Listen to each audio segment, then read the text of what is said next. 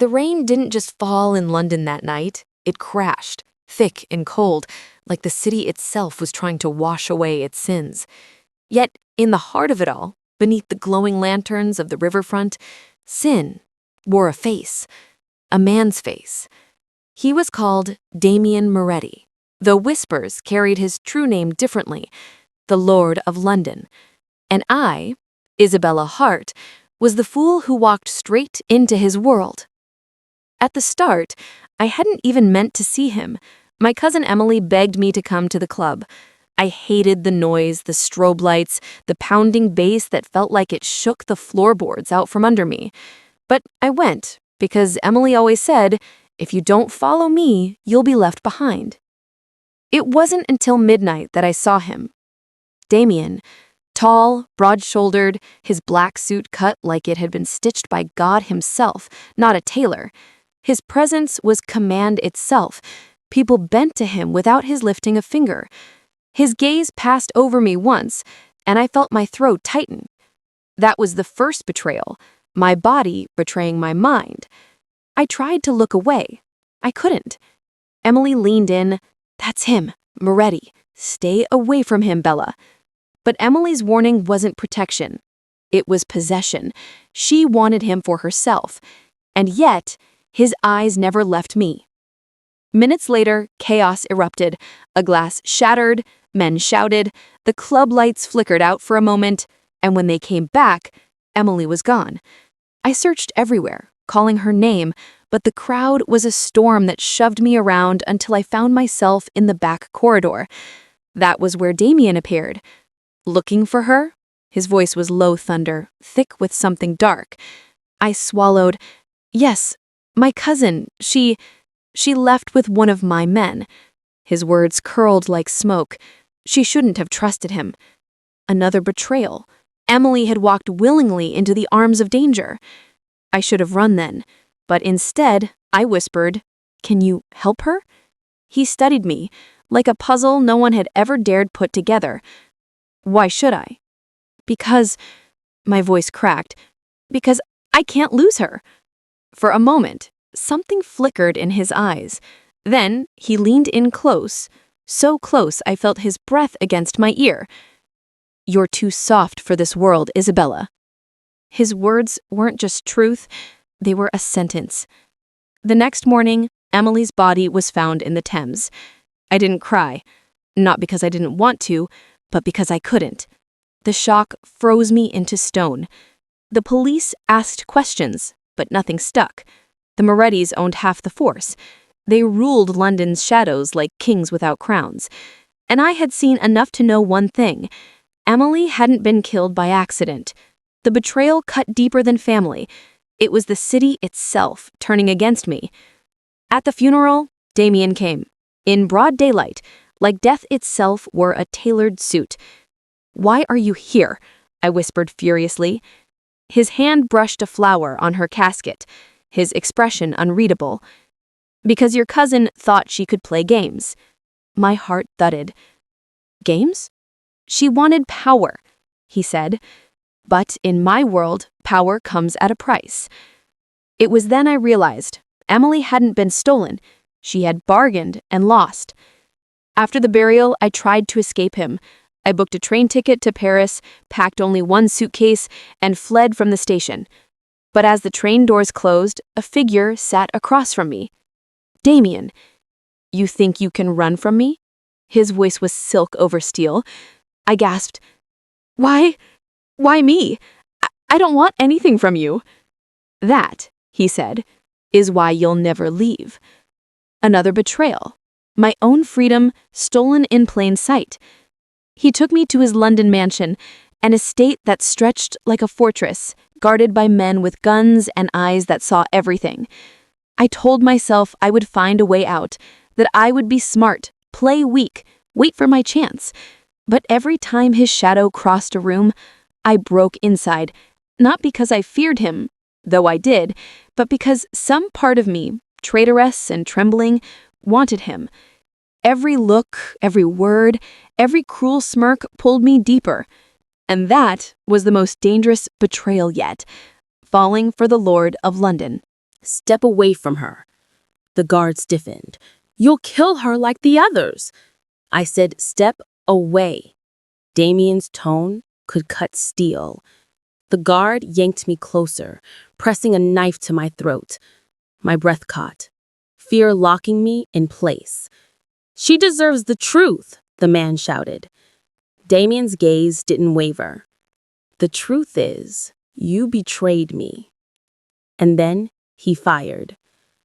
The man collapsed at my feet, blood staining the roses.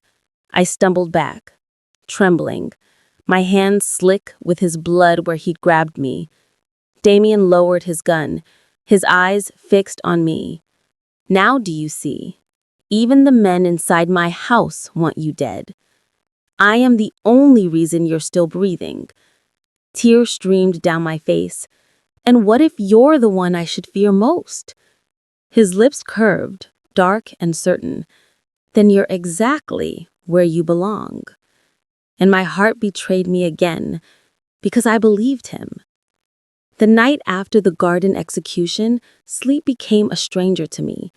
Every time I closed my eyes, I saw blood on roses, Damien's finger on the trigger, the cold certainty in his voice when he declared that only he could keep me alive.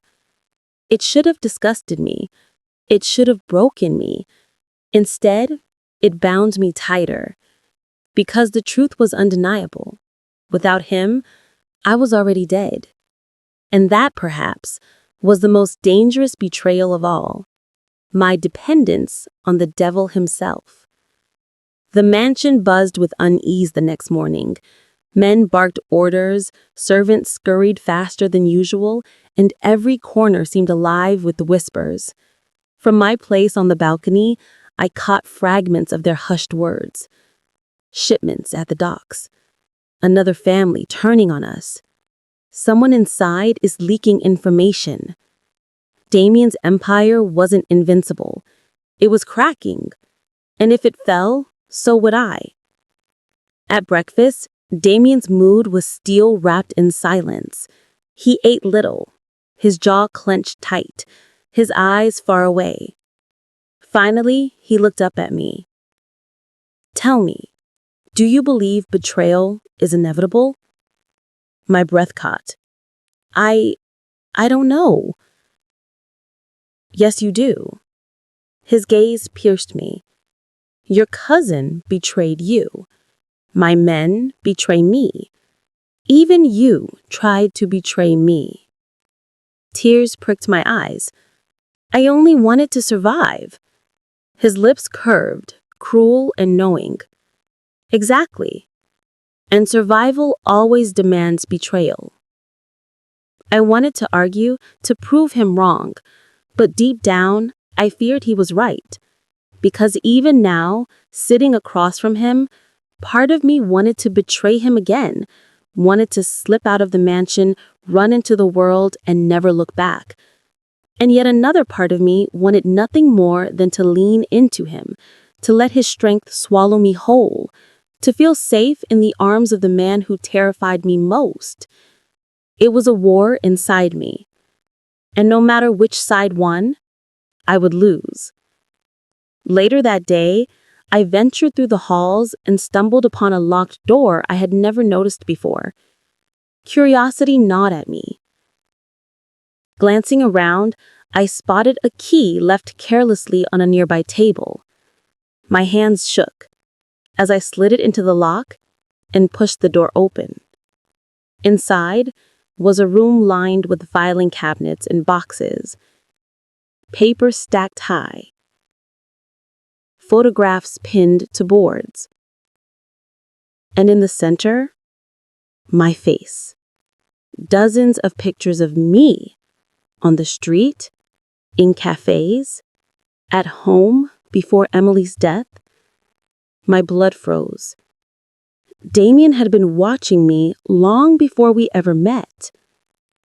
A sound behind me made me whirl. Damien stood in the doorway. His eyes were unreadable, his posture too calm. "You weren't supposed to see this." I stumbled back, my heart racing. You followed me? You spied on me. His silence was the answer. Why? My voice broke. He stepped inside, his presence filling the room. Because I don't believe in accidents, Isabella. You walked into my world. I needed to know why. But I didn't. Tears blurred my vision. I never wanted any of this. His gaze softened slightly, dangerously. Maybe not, but you were destined for it. Destined? I spat. Or chosen? Both. You're lying, Isabella. You always were. Long before you knew my name. A shiver ran through me, part terror, part something far darker. Because in that moment, despite every red flag, every wound, every betrayal, I wanted to believe him. And that want was my greatest betrayal of all. You've damned yourself, Bella. Then he collapsed. Chaos erupted. Lorenzo's men fired. Damien's loyal guards surged forward. Bullets tore through the night. Damien pulled me against him, shielding me with his body even as pain twisted his features. And through it all, his grip on me never loosened. When the gunfire finally stopped, silence blanketed the courtyard. Bodies littered the ground. Smoke stung my eyes. Damien stood, bloodied but unbroken, his arm tight around me. His empire was cracked, bleeding, but not yet dead. And I knew why. Because I had chosen him. Later, as the dawn broke over London, Damien sat in his office, bruised, exhausted, but alive. I stood before him, my hands still trembling, my soul still fractured. You should hate me, I whispered, for keeping the truth, for betraying you. His gaze burned into me. You did betray me. I flinched. But then you saved me, he continued, and in this world, redemption is rare. You've earned yours. Tears slid down my cheeks. What does that make me now? His lips curved into something dangerous, something final. My queen. The words sank into me like chains and wings. Because in that moment, I understood there was no freedom. Not for me. Not anymore. I was his. Entirely. And though my heart screamed with fear, another part of me whispered the truth. I didn't want to escape. Not anymore. The morning after Lorenzo's death, London felt different. The city always buzzed with chaos, sirens, shouts, the endless hum of lives colliding. But that day, the streets were eerily quiet, as if the world itself was holding its breath. Inside Damien's mansion, silence reigned too. Not peace, never peace, but silence. The kind that followed bloodshed, the kind that promised more to come. And at the center of it all, Damien Moretti sat upon his throne of shadows. And I, Isabella Hart, the girl who had once believed in escape, sat at his side. Not his prisoner, not his toy. His queen. The coronation wasn't a ceremony. There were no crowns, no vows, no music. It happened in the Great Hall, blood still staining the marble from the night before. Damien gathered his men, those who had survived, those who had proven loyal. He stood before them, bruised but unbroken, his voice carrying like thunder.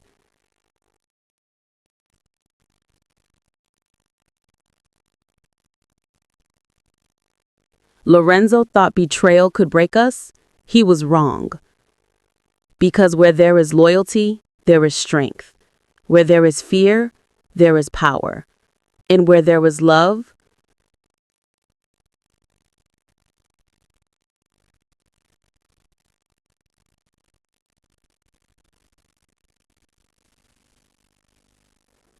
his gaze landed on me, piercing, unyielding. There is no weakness, only fire. Then he took my hand and raised it high.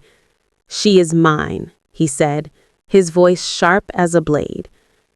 And from this day forward, she is your queen. The words shackled me and freed me all at once. The men bowed their heads, some in loyalty, others in fear.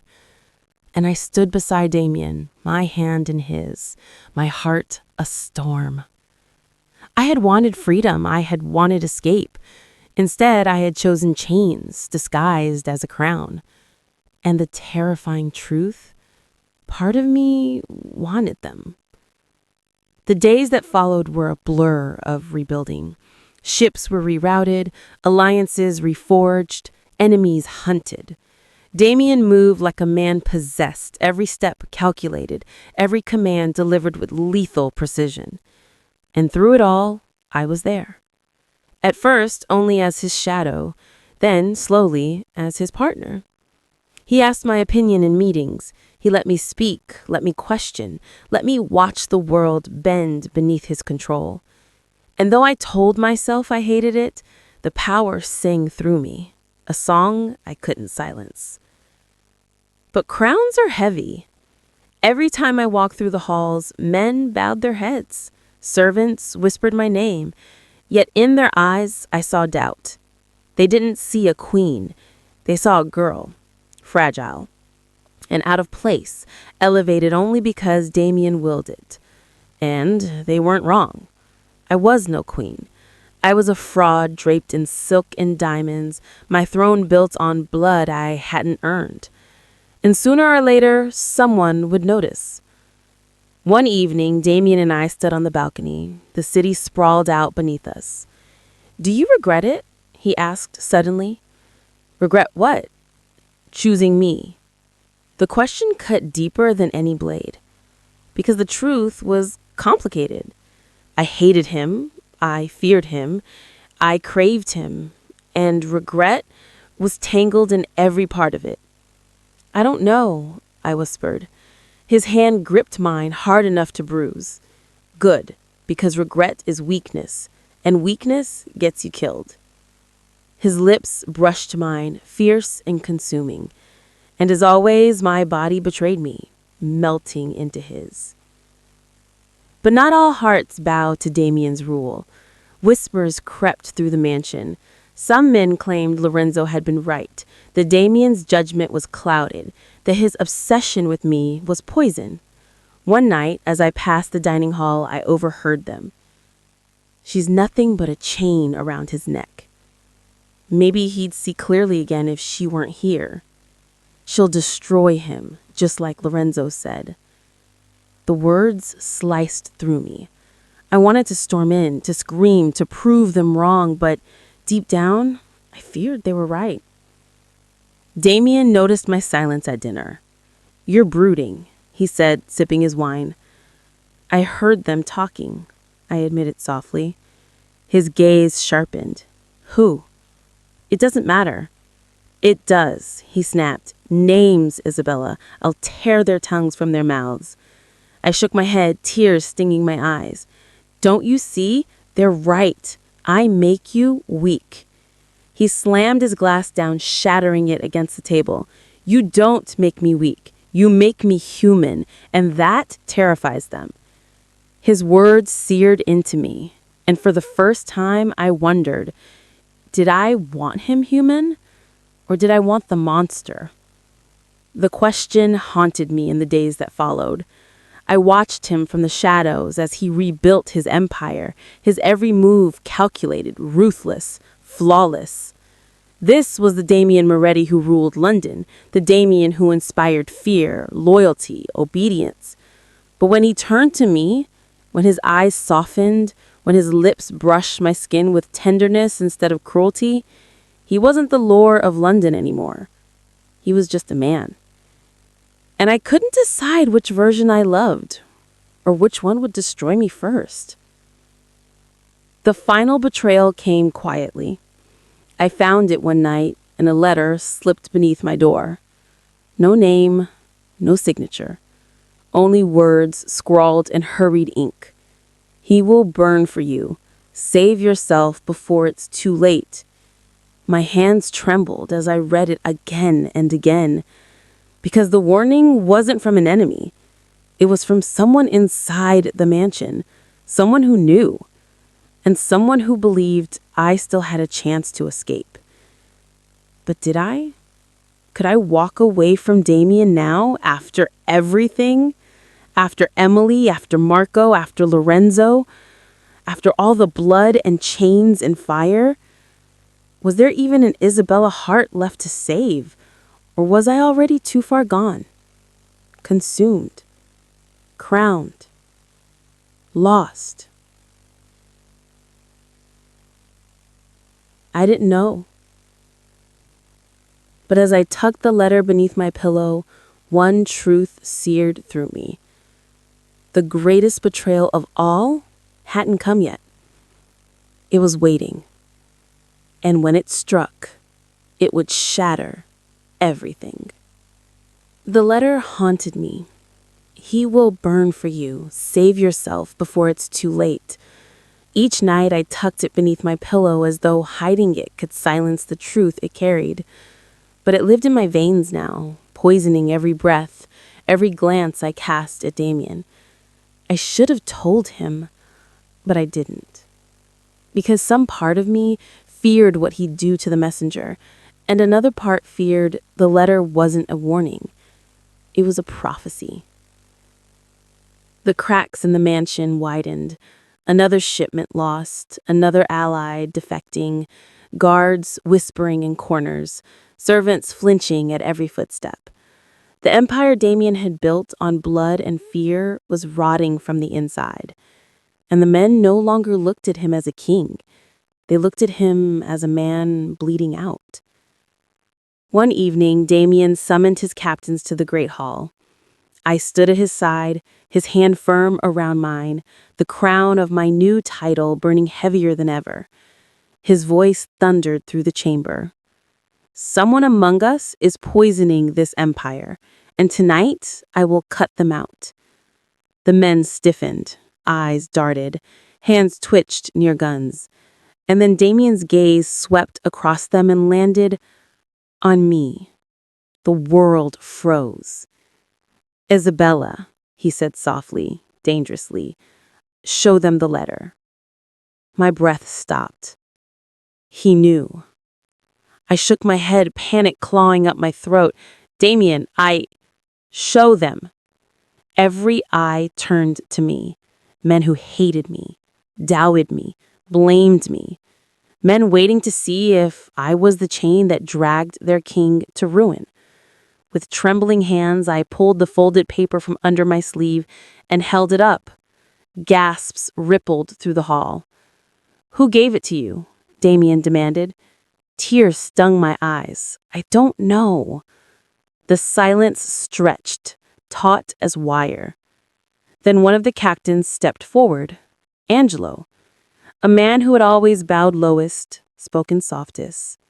His voice shook, but his words were sharp. She's lying. Damien's head snapped toward him. What did you say? Angelo pointed at me, venom in his eyes. She's the traitor. She's been leading us into traps, feeding your enemies information. She's the reason Lorenzo turned. She's the reason we bleed. The account struck like a blade. Gasps echoed, fingers tightened on triggers. And Damien's hand, the one gripping mine, went cold. I stumbled back. No, that's not true. But Angelo's voice rose above mine. Think about it. She appeared from nowhere, and since then, nothing but chaos. You call her queen, but she's your downfall. The men roared, some shouting in agreement, others in confusion. And for the first time, I saw doubt flicker in Damien's eyes. It shattered me. Gunfire erupted. Angelo's men surged forward, weapons blazing. Damien shoved me behind him, his own gun drawn, his roar splitting the chaos. The great hall became a battlefield, blood spraying across marble, chandeliers crashing, screams tearing through the smoke. And I ducked behind the throne, my heart pounding, the letter still clutched in my hand like a curse. And in the haze of fire and fury, one truth burned clear. The final betrayal wasn't the letter. It wasn't Lorenzo. It was this. Damien's own men rising against him. The battle raged for what felt like hours. When the smoke cleared, bodies littered the floor. The marble drowned in crimson. Damien stood at the center, his suit torn, blood streaming down his arm, his eyes wild with fury. Angelo lay at his feet, a bullet through his skull. But victory wasn't triumph. It was ruin. Half his men were dead, the others broken, their loyalty shaken. And as Damien turned to me, his gaze hollow, I knew the Lord of London had never been closer to falling. That night, I found him in his study, a glass of whiskey untouched before him, his hands stained red. He didn't look up when I entered. "You knew," he said flatly. "You kept the letter from me." Again. My throat closed. I was afraid.